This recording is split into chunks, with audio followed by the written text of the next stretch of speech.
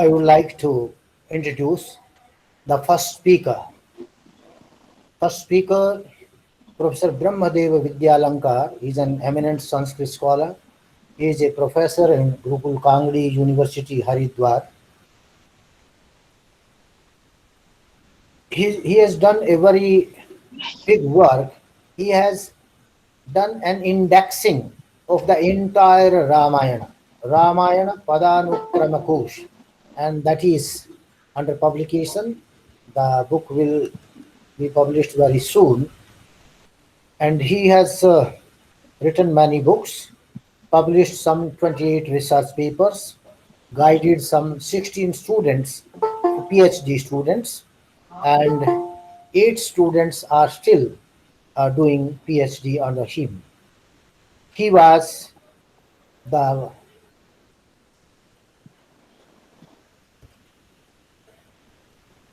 Pradhan of Arya Samaj Gurukul Kangdi Vishwavidyalaya for many years, and he is also one of the members of the disciplinary committee of Gurukul Kangdi Haridwar. He was the sub-editor of Gurukul Patrika, one of the research magazine, Gurukul Kangdi Vishwavidyalaya Haridwar. Presently, he is the head.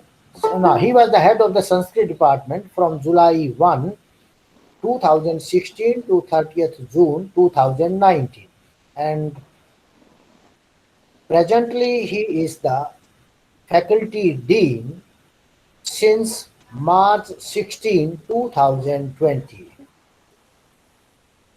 Professor Brahmadeva Vidyalankar is a very good scholar, and he's very eminent, and I think today he will enlighten us some of the concealed or hidden facts on the second chapter of Satyarth Prakash. I invite Professor Brahmadev ji to start his lecture. Professor Brahmadev ji.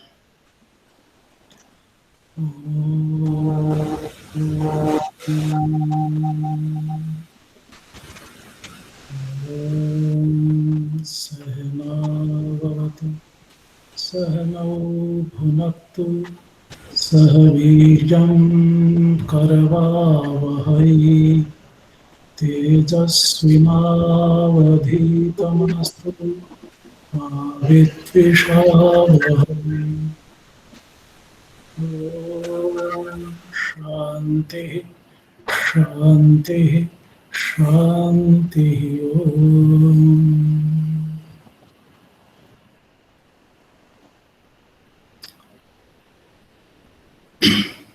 परमपिता परमेश्वर को नमन करके मैं मेरे समक्ष उपस्थित समस्त विद्वत वृंदों को और जो दूर दूर से हमारे साथ जुड़े हैं उन सभी को मैं नमन करता हूँ, सबका अभिनंदन करता हूँ, प्रणाम करता हूँ।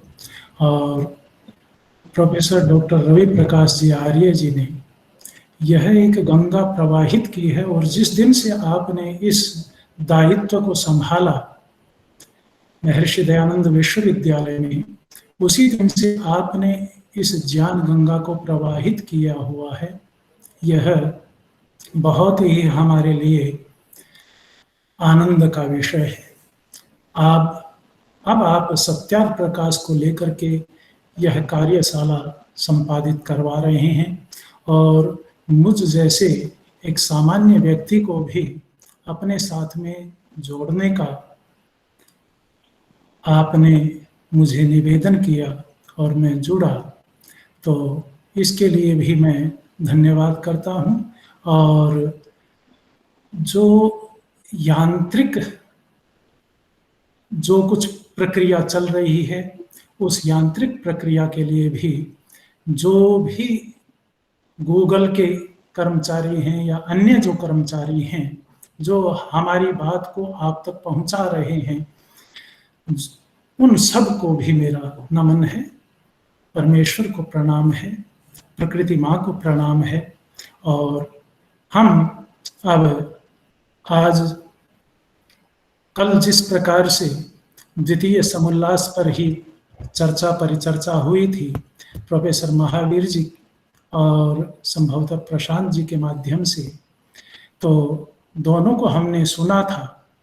आज पुनः प्रोफेसर डॉक्टर दीनदयाल जी के साथ में मैं उपस्थित हूँ और मैं इतना वाग्मी तो नहीं हूँ संभवतः, और न ही इतना बड़ा विद्वान हूँ, लेकिन फिर भी कुछ अपनी बात को टूटे फूटे शब्दों के माध्यम से आप तक पहुंचाने का प्रयत्न करूंगा।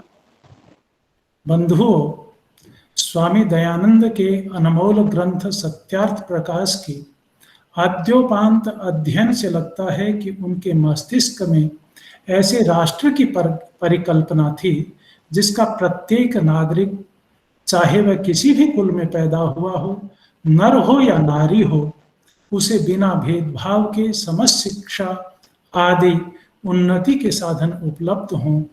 उसके बाद उसकी समाजोन्नयन में भूमिका हो। वे सशक्त वैभवशाली समाज और राष्ट्र को देखना चाहते थे। पुरातन गौरवशाली भारतवर्ष की छवि उनके लिए आदर्श थी। वे चाहते थे कि राजा अश्वघोष जिस स्वाभिमान पूर्ण उद्घोषणा को करता है, न में स्तेनो जनपदे न कदर्यो न मद्यपः न अनाहिताग्निर न अविद्वान न स्वैरी स्वैरिणी कुतः, अर्थात मेरे किसी जनपद में कोई चोर, कृपण और शराबी नहीं है, न कोई अग्निहोत्र न करने वाला और अविद्वान है, कोई स्वेच्छाचारी मनुष्य नहीं तो स्वेच्छाचारिणी स्त्री कहाँ से होगी। एतादृश सांप्रतिक भारत भी हो, यह अभिलाषा आचार्य दयानंद की थी। वाल्मीकि रामायण भी इसी प्रकार के दृश्यों को प्रस्तुत करता है।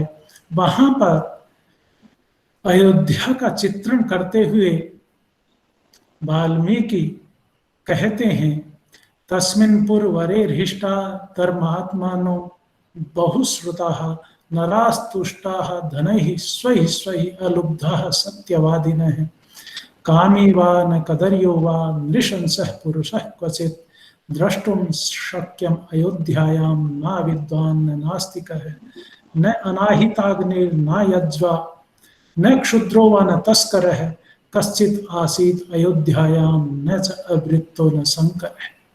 तो इस प्रकार की उत्कृष्ट परंपराएं हमारे भारतवर्ष में रही हैं, जिसके अंदर कोई भी, यानी हर व्यक्ति वहाँ पर पढ़ा लिखा है, हर व्यक्ति वहाँ पर आस्तिक है, कोई भी ऐसा नहीं है जो सदाचारी न हो, कोई व्यभिचारी हो, ऐसा भी नहीं है।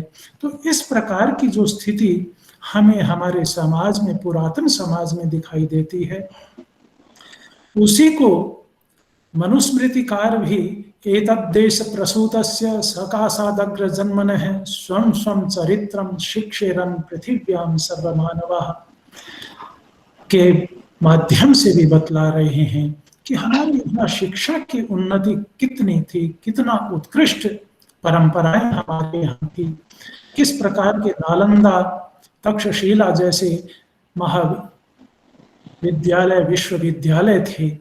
तो उसी भारत के महत्व को विश्व आज भी स्वीकार करे, यह अभिलाषा महर्षि दयानंद की रही। और यह सब भारतवर्ष में कैसे चरितार्थ हो, इसके लिए समस्त देश में घूमते हुए यहाँ के राजाओं महाराजाओं को निर्भीक होकर महर्षि दयानंद ने गलत आचरण पर लताड़ भी लगाई और उन्हें श्रेष्ठ राजोचित कर्तव्य कर्म करने के लिए उपदेश भी दिए। उनके पत्र व्यवहारों में अनेक राजाओं से मिलने और उन्हें उचित मार्गदर्शन देने के स्पष्ट निर्देश प्राप्त हैं, क्योंकि उनकी यह निश्चित धारणा थी कि यथा राजा तथा प्रजा। इसीलिए राजाओं के राजकुमार भी किस प्रकार कैसी शिक्षा ग्रहण करें, यह उनके पत्र व्यवहार में स्पष्ट उल्लिखित है।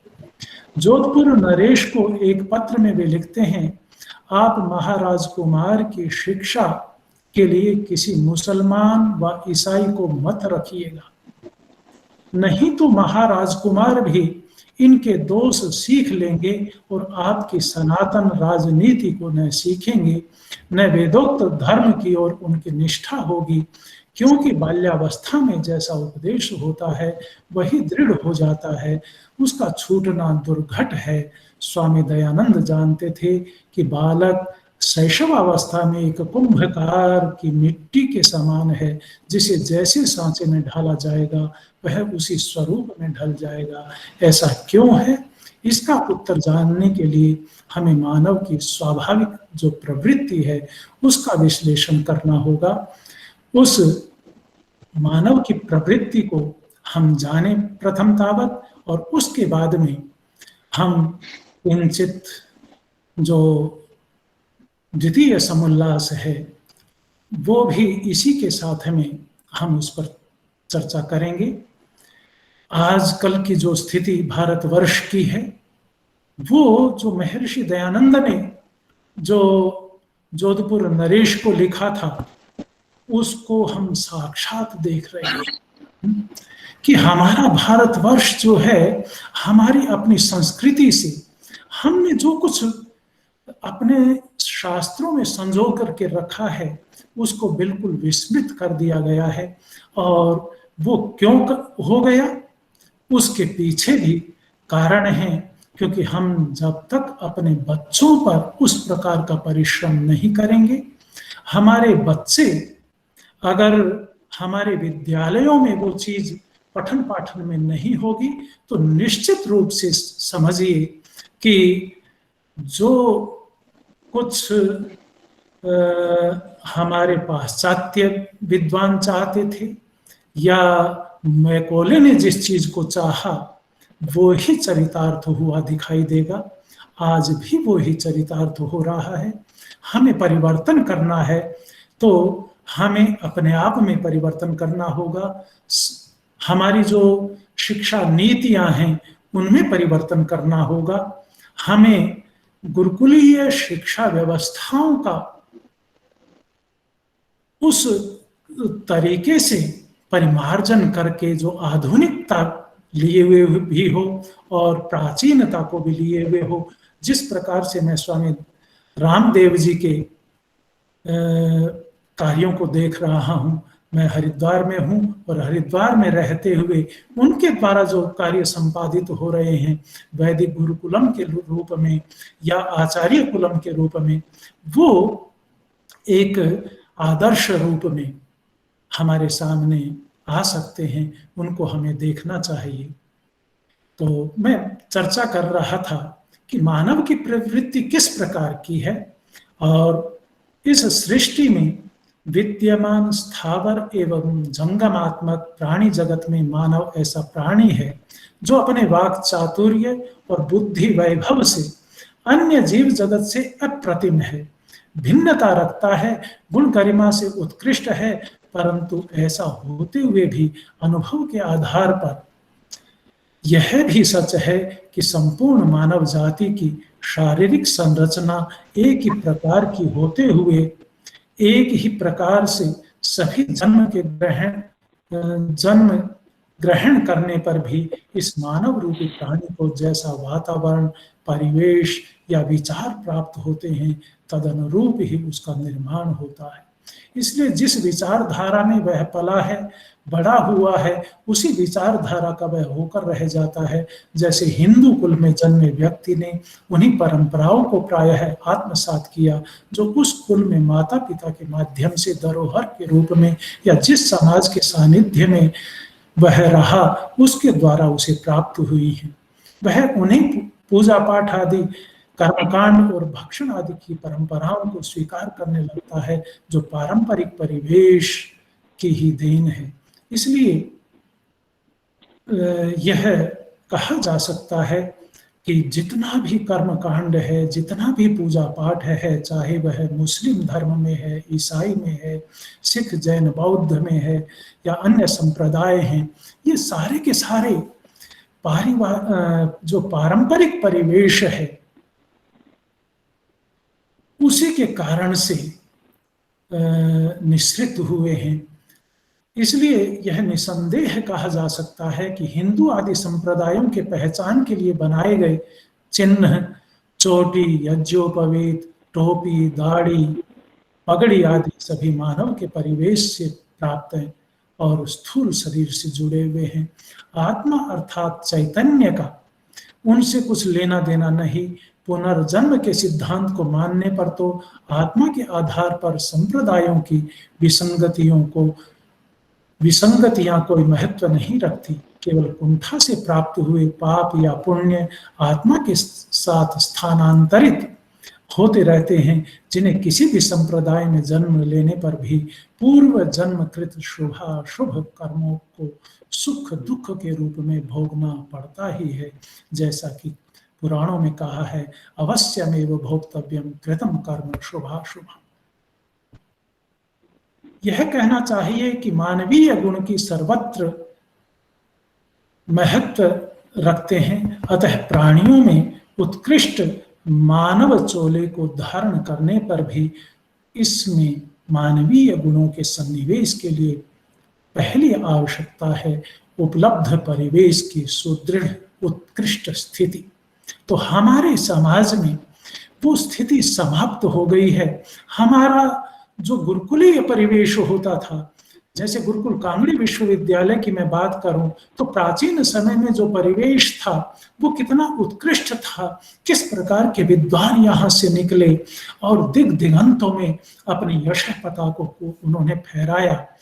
आज भी इस प्रकार के बहुत सारे गुरुकुल हैं, इस प्रकार के अपने को जिन्होंने आत्मसात कर दिया है, ऐसे गुरुजनों के मध्य में रह करके बहुत सारे बालक जो हैं उस प्रकार से बन रहे हैं। तो यह सब उपलब्ध परिवेश के पर ही आधारित है। इसी आधार पर यह भी कहना युक्ति संगत है कि इसे शिक्षित न किया जाए, यानी मानव शिक्षित न हो, तो इसका मूर्खता के जाल से निकलना भी प्रायः संभव नहीं है। मनुष्येतर प्राणियों में यह गुण देखा जाता है कि वे स्वाभाविक रूपेण अपने समस्त क्रियाकलापों को करने में सक्षम होते हैं तथा उनके लिए क्या खाद्य है क्या अखाद्य है वे चुनकर खा सकते हैं। अपने जीवन का निर्वाह सुखपूर्वक कर सकने में वे समर्थ हैं। किसी प्रकार के संकट में बचाव भी कैसे करणीय है, यह प्रकृति ने उन्हें स्वभावतः प्रदान किया है। कदाचित तैरना पड़े तो वे बिना सिखाए तैर कर पार भी हो सकते हैं, परंतु मनुष्य में स्वभावतः ऐसा नहीं है। वह खाने पीने में भी उचित निर्णय नहीं कर सकता और न ही अन्य कार्यों को करने में। यदि वह तैरने में पीएचडी भी कर ले और जल में उतर कर तैरना न सीखे तो उसका निश्चय राम नाम सत होना संभाव्य है। उक्त वक्तव्य का निष्कर्ष यह है कि मानव रूप प्राणी का स्वाभाविक ज्ञान स्वल्प है या प्रायः वह उससे शून्य है। वह देखने, सुनने, अनुभव आदि के नैमित्तिक ज्ञान के आधार पर ही प्रायोगिक रूपेण सब कर्म कर पाता है। इसे एक अन्य उदाहरण से भी समझा जा सकता है। हम सब ने एक गूंगे व्यक्ति को देखा होगा, लेकिन उसके पीछे के कारण पर शायद ही विचार किया हो। किसी से पूछने पर वह यही उत्तर देगा कि जिह्वा में किसी प्रकार की विकृति हो सकती है जिसके कारण वह बोल नहीं सकता। निश्चित रूप से यह संभाव्य है, लेकिन सबसे मुख्य लेकिन महत्वपूर्ण कारण उस व्यक्ति का बहरा होना होता है। अर्थात न बोलने के पीछे उसका बाधिर्य ही कारण बना करता है, क्योंकि शब्द का सुनना और फिर तादात्म्य भाव से पदार्थ के साथ उसका संबंध बोलने के लिए अन्योन्याश्रित है। न सुनने के कारण अनुकृति के अभाव में मस्तिष्क के द्वारा जिह्वा को बोलने के लिए जो संदेश मिलना चाहिए था वह नहीं मिला। अतः न सुनाई देने रूप अनुकरण के अभाव के कारण पूर्ण आयु मूक बधिर के रूप में कोई भी व्यक्ति संकटापन्न जीवन ही व्यतीत करने के लिए बाध्य हुआ करता है। इससे यह सिद्ध है कि मानव ही एक ऐसा विशिष्ट प्राणी है जो परमात्मा द्वारा प्रदत्त स्फुट वाक रूप शब्द शक्ति का प्रयोग कर अपनी समस्त लोक यात्रा को बड़ी आसानी से शीघ्रता पूर्ण कर पाता है और इसके अभाव में इसकी भी अन्य प्राणियों से अधिक कोई विशिष्ट गति नहीं होती। यह हम अब भी साक्षात्कार कर रहे हैं। मैं आपसे वार्तालाप कर रहा हूं, न जाने कितने हजारों कोस दूर बैठा हुआ भी यह सारी बातें आप तक इंटरनेट के माध्यम से पहुंच रही है। ये वाणी का ही प्रताप है। तो इस प्रकार स्पष्ट है कि मानव की अपनी सर्वविध उन्नति के लिए हर कार्य को अच्छे प्रकार से करने के लिए नैमित्तिक ज्ञान की मानव को नितांत आवश्यकता है। यदि उसे शैशव अवस्था में केवल भोजन देकर पाला जाए और अन्य किसी प्रकार का संपर्क न रखा जाए तो उसका जीवन पशु पक्षियों से भी निश्चयन बदतर होगा। और यह कहा जा सकता है क्योंकि वह प्रायः सब अनुकरण से सीखता है, स्वाभाविक ज्ञान से नहीं। स्वामी दयानंद भी स्वकीय ग्रंथ ऋग्वेदादि भाष्य भूमिका में इस उक्त की ही पुष्टि करते हुए नजर आते हैं। वो कहते हैं, न शिक्षया विना अध्ययनेन च स्वाभाविक ज्ञान मात्रेण कस्यापि निर्वाहो भवितुम अर्हति। अतः अनुकार्य व्यक्ति जिसका अनुकरण किया जा सके उसकी भूमिका मानव निर्माण के लिए नितांत आवश्यक है, और वे हैं माता पिता और आचार्य, जिनके माध्यम से एक प्राणी पुरुष कहलाने योग्य होता है। यदि यही सत्यार प्रकाश के द्वितीय समुल्लास के आदि में कही गई वचन मातृमान पितृमान आचार्यवान पुरुषो वेद इस उक्ति से स्पष्ट होता है। व्यक्ति विशेष पुरुष कहलाने योग्य तभी होता है जब वह इन तीनों गुणों मातृत्व शक्ति आदि से ओतप्रोत है। जैसे शक्तिमान धृतिमान इत्यादि शब्द तदस्य अस्ति अस्मिन् इति मतु इस पाणिनीय सूत्र से मतु प्रत्यय होकर निष्पन्न होते हैं, वैसे ही माता अस्ति अस्य अस्मिन् इति वा मातृवान आदि शब्द भी उत्पन्न हुए हैं।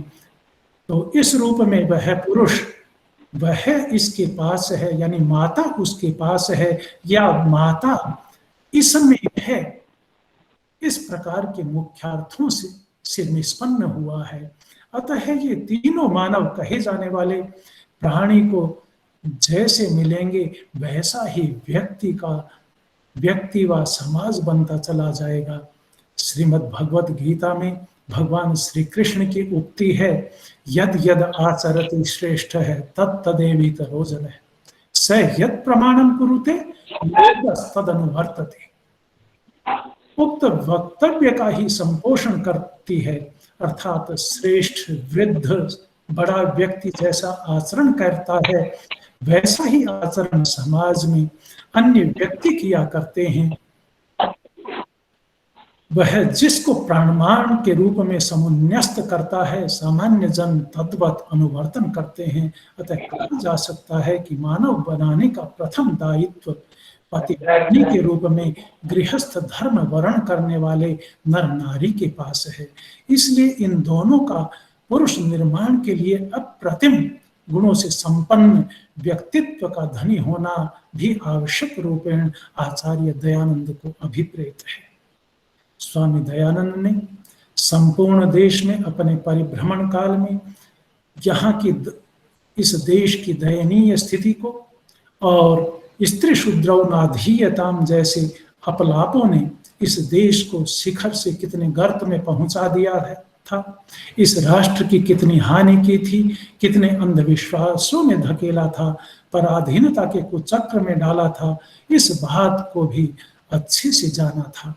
अतः जन समुदाय को इस गहरे गंध अंध विवर से बाहर निकालने के लिए शैशवावस्था से ही शिक्षा के महत्व को समझते हुए सामाजिकों को जागरूक करने के प्रयास के लिए मानो उनके मन्यु से प्रस्फुटित हुआ सत्यार्थ प्रकाश की द्वितीय एवं तृतीय समुल्लास में शिक्षा की अमृतमयी गंगा प्रवाहित हुई लगती है। आज का समाज भी उस समय जैसी अनेक कुरीतियों में फंसा है।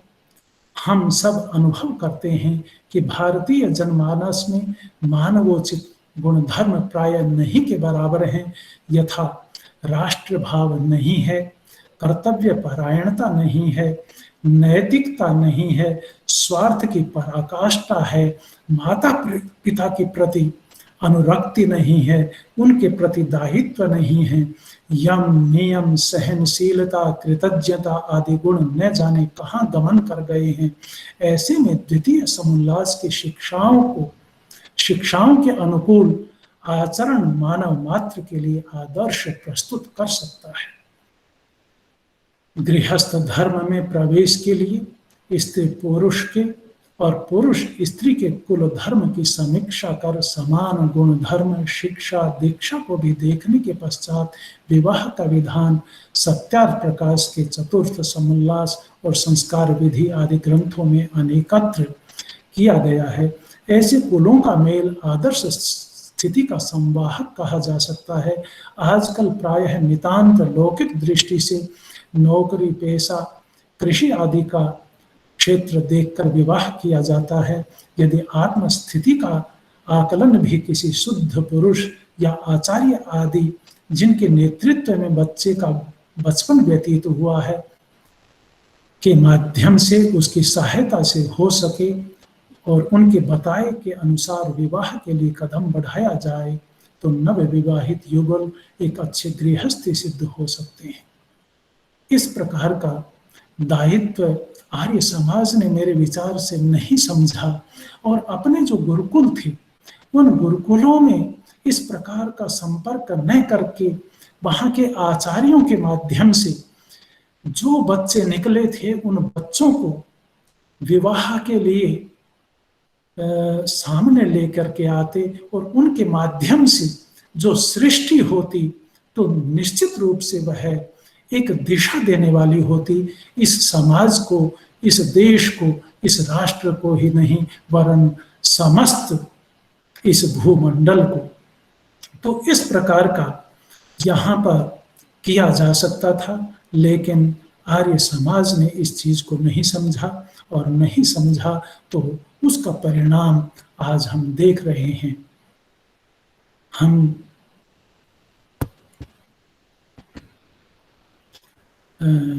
आजकल प्रायः नितांत लौकिक दृष्टि के पीछे ही विवाह आदि संस्कार होते हैं।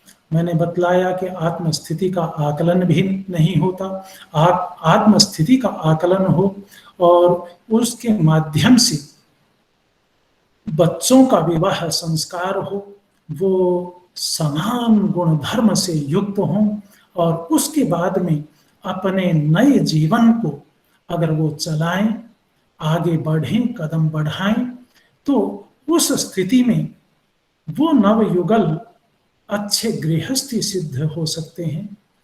काम भाव को प्रेम के लिए, ऊर्ध्वरेता बनने के लिए प्रयोग कर अध्यात्म मार्ग की ऊंचाइयों को प्राप्त करना संभव उनके माध्यम से हो सकता है। भारतीय साहित्य एवं समाज को घृणित दृष्टि से काम भाव को देखता है, जबकि पृथ्वी के समस्त प्राणियों का वंशवर्धन इसी से आगे बढ़ता है। हम सभी गृहस्थी हैं और गृहस्थी होने के कारण से इस चीज को बहुत ही अच्छे प्रकार से समझते हैं कि किस प्रकार से प्रेम भाव की उत्कृष्ट परंपरा को काम के माध्यम से, काम क्रीड़ा के माध्यम से चलाया जा सकता है। लेकिन हमारा समाज है, हमारा साहित्य है, उसको इजाजत नहीं देता। यह निश्चित है कि काम वासना, कामुकता, कामांधता को धिक्कृत किया जाना चाहिए, लेकिन अपनी स्त्री में काम क्रीड़ा का सुख प्रेम का ही संवाहक हुआ करता है। यह प्रत्येक गृहस्थी जानता है। अध्यात्म केवल साधुओं और समाज से दूर रहने वालों के लिए ही नहीं है, वरन गृहस्थी अपने संतति का निर्माण करता हुआ यह सब कर सकता है। शर्त केवल इतनी ही है कि उसे हर कार्य में जागरूक रहते हुए परमात्मा के स्मरण के साथ अकाम कर्म में प्रवृत्त होना है। इससे कितना सुख आनंद मिलेगा वह अवर्णनीय होगा। प्रत्येक गृहस्थी युगल को चाहिए कि वह एक दूसरे को समझे, समझते हुए एक दूसरे की इच्छा को महत्व देते हुए अपना जीवन यापन करे। अच्छे साथी के साथ सानिध्य को प्राप्त करवाए जाने के लिए नित्य परमात्मा का धन्यवाद देते हुए अपना आकलन करे। बृहत् संहिताकार कहते हैं, प्रत्यहम प्रत्यवेक्षेत नरश्चरितम आत्मनः किन्नु में पशुभिस्तुल्यम किम सत्पुरुषैरिति। जिसको द्वितीय समुल्लास के अंत में महर्षि दयानंद ने उपासना के रूप में इंगित किया है कि उपासना भी जो नर नारी है वो अपने बच्चे को सिखलाए। बच्चे को जब तक नहीं सिखलाया जा सकता, जिस प्रकार से मैंने पीछे उसकी प्रवृत्ति के विषय में कहा है, बतलाया है कि जब तक वो प्रवृत्ति मुझ में नहीं होगी, मेरे परिवार में नहीं होगी, तो वो बच्चे में स्थानांतरित, उसमें संप्रेषित कदाचित नहीं हो सकती। संभव ही नहीं है कि कोई बच्चा अपने माता पिता के गलत आचरण को देखे और वो एक सिद्ध पुरुष हो जाए, अच्छा व्यक्ति बन जाए। यह संभव नहीं है, क्योंकि जैसा वो देखेगा, जैसा वो समझेगा, वो परिवार के माध्यम से समझेगा, उस माता पिता के माध्यम से समझेगा। तो उस प्रकार का शक्ति संपन्न होना नवयुगल दंपति को आवश्यक है। वो इस प्रकार के गुणों से ओतप्रोत हों। अब जब इस प्रकार के ओतप्रोत हो जाए, वो नित्य ध्यान जप करने लगे, तो मेरा कहने का मतलब यहाँ ये कदाचित नहीं है कि केवल और केवल धार्मिक प्रवृत्ति से मानव जुड़े। धार्मिक वृत्ति, पूजा पाठ आपके सुख के कारण तो बन सकते हैं, लेकिन मैंने अपने जीवन में कुछ जो समझा है, और वो भी केवल 4-5 वर्ष में समझा है। मैं भी गुरुकुलीय परंपरा से पढ़ा, धार्मिक प्रवृत्ति वाला मैं रहा, आर्य समाजों में मैं जाता रहा, लेकिन आर्य समाजों में जाते हुए मैंने कभी भी ये नहीं समझा कि प्रत्येक दिन मैं उस परमेश्वर का आराधन करूं, मैं उसकी उपासना करूं, मेरे अंदर जो अवगुण हैं उनको किसी प्रकार से दूर करने का प्रयत्न करूं। ये कदाचित नहीं हुआ। लेकिन जब से, यानी 4-5 वर्षों से मैं इस अध्यात्म मार्ग पे परमेश्वर की कृपा से, गुरुजनों की कृपा से आया, तो बहुत अच्छे अनुभव हुए और लगा कि यही जीवन है। और ये जीवन गृहस्थी होते हुए उसका निर्वहन किया जा सकता है, बहुत अच्छे से किया जा सकता है। ये नहीं कि साधु संत ही इसके लिए उपयुक्त हैं, वो ही इस चीज को कर सकते हैं। ये मैं नहीं समझता कि बहुत दूर जंगलों में जा करके और अध्यात्म साधना की जाए। अध्यात्म साधना जो है वो इसी परिवार का अंग है, परिवारों में होना चाहिए, तभी मानव बन सकता है। क्योंकि हमारे व्यवहार को अगर छोटा सा बच्चा अगर देख रहा है तो वो निश्चित रूप से वैसी ही क्रियाकलाप करेगा और करेगा।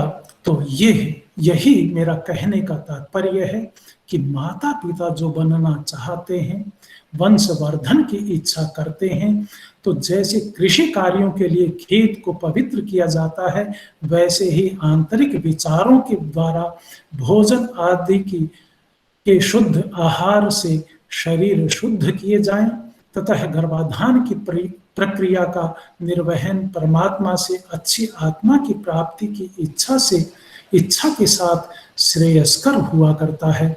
परमेश्वर से ये इच्छा की जाए, अभिलाषा की जाए कि माँ के गर्भ में जो बच्चा आ रहा है, इस दंपत्ति के गर्भ में जो बच्चा आ रहा है, जो आत्मा आ रही है, वो बहुत ही उत्कृष्ट गुण कर्म स्वभाव वाली है। वो किसी विकारों से ग्रस्त नहीं है, वो उत्तम पुण्यों से युक्त है। तो ये जो चिंतन होगा तो निश्चित रूप से वहां पर होगा। लेकिन हमारी जो स्थिति है, हम किस रूप में उत्पन्न हुए हैं या हमारे जो बच्चे उत्पन्न हुए हैं, मैं तो कह सकता हूं कि निश्चित रूप से जिस की परिकल्पना मैं आज कर रहा हूं वो हमने नहीं की। और बहुत अच्छे बच्चे हैं, इतना अच्छा परिवार है, लेकिन शायद और भी अच्छा हो सकता था, और भी अच्छी आत्माएं हो सकती थी। तो ये चीजें हम परमेश्वर से उस समय जब गर्भ स्थापन हो रहा है इस चीज की अभिलाषा करें, इस प्रकार की इच्छा करें, तो वो गर्भ में आने वाली जो आत्मा है वो बहुत ही अच्छी होगी और हमारे लिए श्रेयस्कर होगी। गर्भ स्थिति के बाद अच्छे आध्यात्मिक ग्रंथों का अध्ययन, अच्छे ऑडियो वीडियो के माध्यम से उच्च मानव निर्माण की यात्रा आरंभ होती है।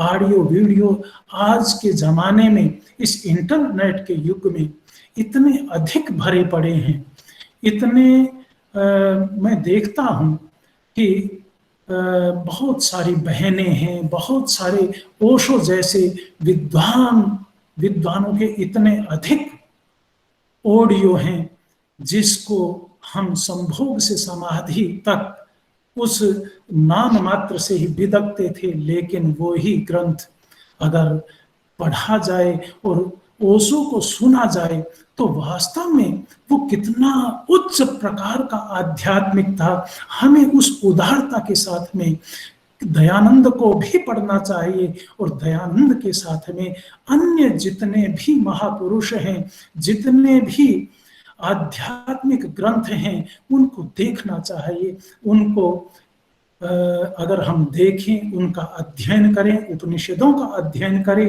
जगन्नाथ पथिक जैसों के अनासक्ति योग मोक्ष की पगडंडी है, ब्रह्म साक्षात्कार, संध्या योग, ब्रह्म साक्षात्कार जैसे ग्रंथ हैं। इसी प्रकार से और भी बहुत सारे ग्रंथ हैं।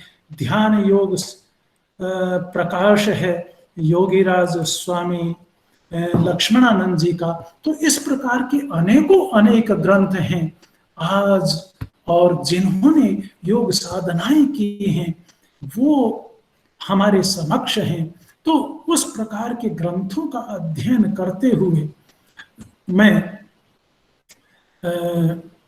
विष्णु तीर्थ हैं, एक शिवोम तीर्थ हैं, उनके योग ग्रंथ हैं जिनके नाम जो हैं वो आपके सामने मैं प्रस्तुत करना चाहूँगा। अंतिम रचना है, इसी प्रकार से हृदय मंथन नाम से एक ग्रंथ है। इन ग्रंथों का अध्ययन आपको एक विशेष प्रकार की शक्ति प्रदान करेगा, एक विशेष प्रकार की दिशा प्रदान करेगा, आपके जीवन को बिल्कुल मोड़ के रख देगा। तो इस प्रकार के अध्ययन जो हैं वो उदरस्थ शिशु के रहते हुए अगर माता करती है, पिता करता है, तो उनके अंदर कभी भी काम वासनाएं जन्म नहीं लेंगी।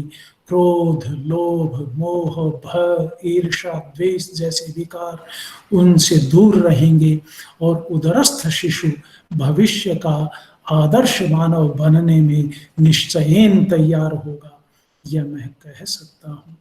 अब शैशवावस्था में माँ को कैसे बच्चे का लालन पालन और उसके निर्माण में ध्यान देना है, उसके लिए कैसे सजग रहना है, नारी और पुरुष को दंपति बनने के बाद शिशु के लिए कैसे तैयारियां करनी होती है।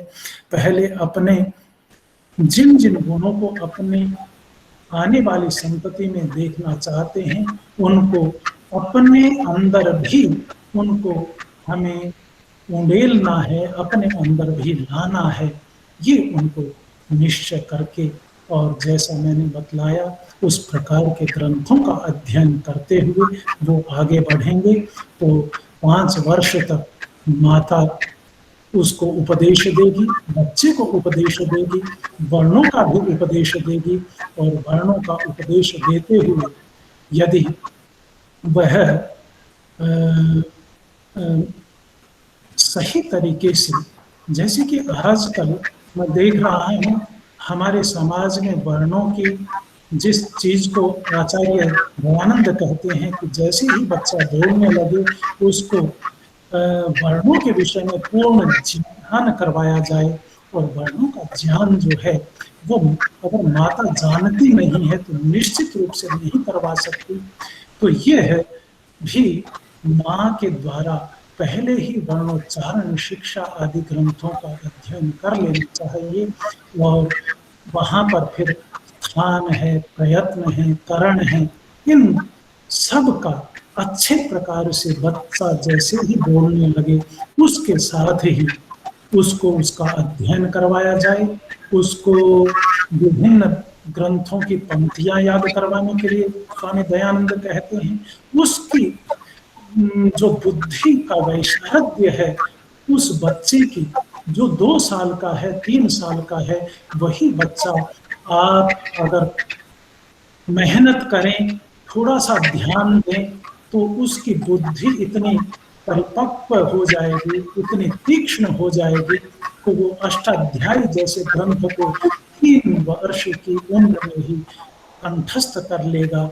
और ये मैंने अपने जीवन में देखा है, ऐसे ही नहीं कह रहा, कंठस्थ कर लेगा, निश्चित रूप से हो जाएगा। और आज भी स्वामी रामदेव जी के जो वैदिक गुरुकुलम है उसके अंदर 2-2.5 साल के वर्ष के बच्चों को माँ के साथ में रखा जा रहा है, विभिन्न प्रकार की भाषाओं को उनको पढ़ाया जा रहा है और अष्टाध्यायी, गीता और वेद आदि शक्त शास्त्रों का अध्ययन अध्यापन उनको करवाया जा रहा है, उनको स्मरण करवाया जा रहा है।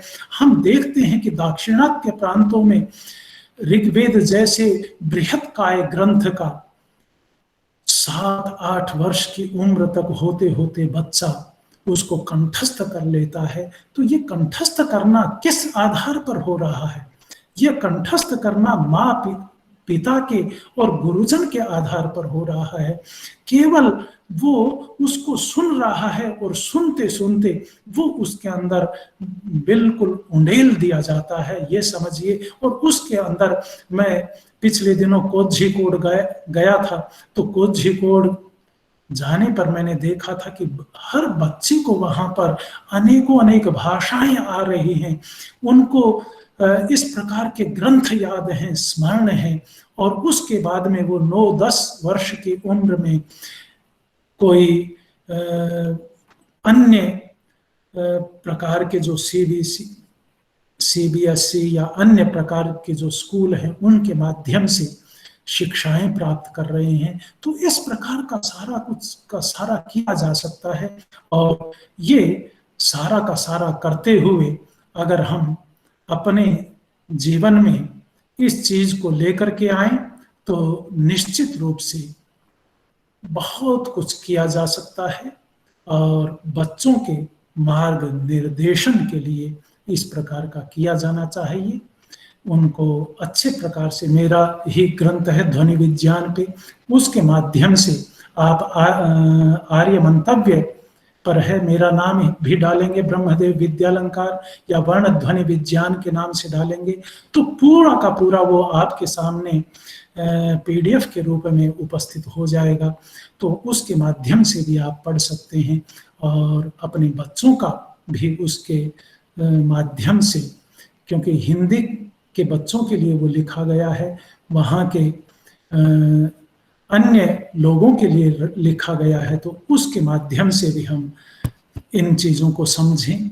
हमारी जो देवनागरी है उसके ऊपर भी हमें फक्र हो सकता है। देवनागरी जो है जितनी अधिक वैज्ञानिक है, जितनी साइंटिफिक है, वो रोमन लिपि नहीं है। यह भी हम समझ सकते हैं कि उसके अंदर जो कुछ भी लिखा जाता है वो आप देख सकते हैं, और जो देवनागरी लिपि में लिखा जाता है उसको हम देख सकते हैं। रवि प्रकाश जी के ही नाम के साथ में प्र को अगर हम देखें तो प्र को किस प्रकार से प को अपने सर के ऊपर लिए हुए, रेफ जो है अपने सर के ऊपर लिए हुए है, कर्म में जो मकार है वो रेफ को अपने सर पर लिए हुए है। इसी प्रकार से क्रम को अगर मैं कहूं तो क्रम को में रेफ जो है वो क को अपने सर पर लिए हुए है। तो कितनी बड़ी व्यवस्था है, कितना प्रकार का यहाँ पर साहित्य की प्रवृत्ति हमें बिल्कुल शैशव अवस्था से ही प्राप्त हो जाती है। हम उस चीज को देख सकते हैं, अपने बच्चों में उस चीज को डाल सकते हैं, बतला सकते हैं, अपनी जो देवनागरी लिपि है उसके महत्व को प्रदर्शित कर सकते हैं। तो इस प्रकार के कार्यों को हमें करना चाहिए। और यही कहते हुए मैंने समय अधिक ले लिया है, निश्चित रूप से अधिक लिया है, और अपने बातों के माध्यम से कुछ कहने का प्रयत्न किया है। अगर किसी को गलत लगा हो तो मुझे क्षमा करेंगे, और पुनः पुनः मैं सबको नमन करता हुआ, प्रणाम करता हुआ और रोहित प्रकाश जी को धन्यवाद करता हुआ अपनी वाणी को विराम देता हूँ। सबको पुनः पुनः नमन, धन्यवाद। Thank you, Professor Brahmadev ji.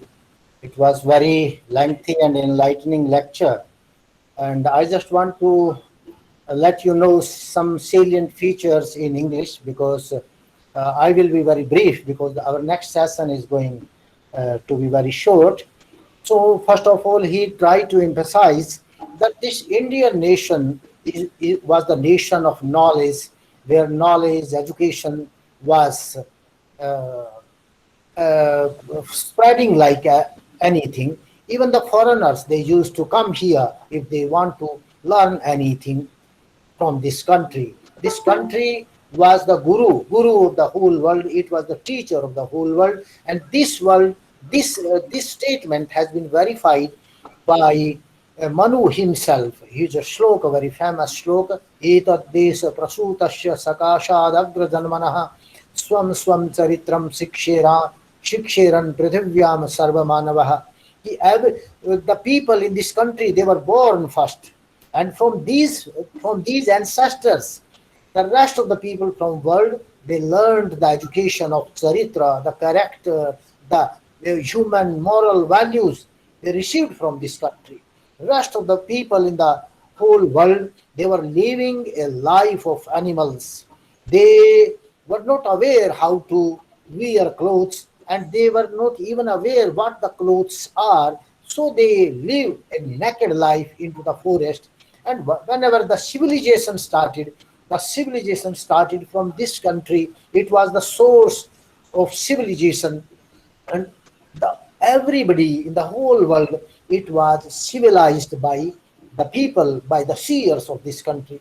That is why the Rig Veda says, Pranavanto Vishwamaryam. The need is to civilize the whole world, because there was no civilization at all.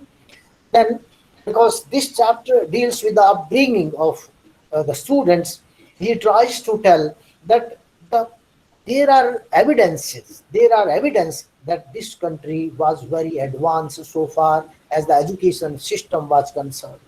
In recent ancient period also, we see Taxila, Ujjain, Vikramashila, and so many universities which were destroyed by the invaders, the Mughal invaders, and it is said that when the library of Ujjain was burnt down, it continued to burn for 3 months. The flames continued to rise for 3 months. You can just see the immensity of the literature that was destroyed.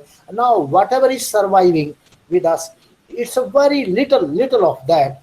We had so much of the literature today also in the whole world. We have more than billions of the manuscripts lying scattered in the whole world as well as in India.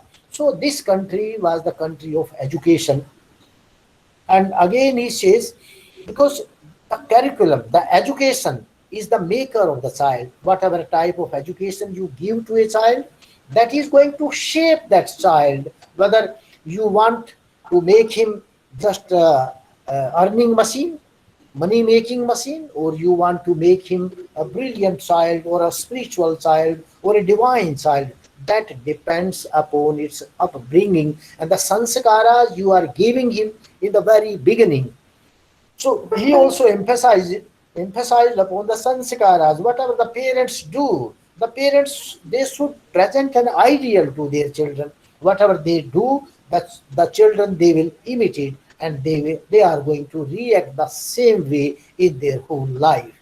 Suppose if you are disregarding your father and mother, what will happen in your old age? Your children, they are going to disregard you as you have disregarded your parents. So the children, the progeny, they learn from their parents. Parents are the basic source of knowledge for them. And for that purpose, Dr. Brahmadev, he was trying to emphasize that the first aspect before going to conceive a child or entering into the Grihastha ashram is the marriage. How the marriage or the nuptial system is taking place. The marriage of two persons, it should not be based upon the money, whether how much one is earning, how much is one spouse is having, or whether he can learn this much or that much. But that should be based upon the equality of nature, the merit and the action, the profession they are doing. So that should be the basis of their marriage. But today the basis of the marriages are going to be defined and finalized on the basis of the money a person is having, and that is why these marriages are no longer surviving. The divorce has become the day has become very rampant thing in our day-to-day life. Even we have seen, because the money is not going to make you a moral or give you any spirituality and give you any direction. You have just seen the Bill Gates. He has no lack of money. They are divorcing the old days. So the money makes a person animal like man, human being. If you want to be a real human being, then you should have the sanskaras of moral, ethical values, and all good characters are need to be inculcated into the students. So he just told that this simply the certain things that are needed.